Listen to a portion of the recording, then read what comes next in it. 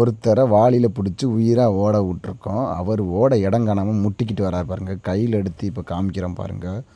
இவர் துள்ள பாருங்கள். ஐயோ, இவருக்கு மீனுக்கு மேலே ஒரு விஷயம் ஒன்று இருக்குது. அதில் தான் இப்போ நம்ம நிறைய விஷயம் பண்ண போகிறோம். இப்போ அதை எடுத்து சட்டியில் ஒட்டுறேன். இந்த பக்கத்தில் முன்பக்கத்தை சட்டியில் ஒட்டினா உயிராக இருக்கனால துள்ளுது. ஒரு எப்படியோ ஒட்டிட்டார். ஒட்டிட்டுனாலும் துள்ளுறாரு. எப்படி வருதுன்னு பாருங்கள். ஒட்டி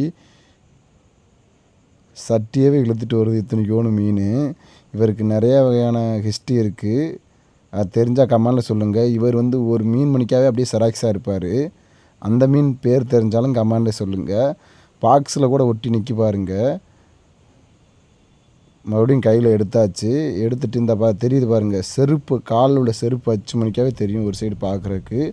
இதை நம்ம இந்த மீன் பேர் வந்து சப்பாத்தின்னு சொல்லுவோம்.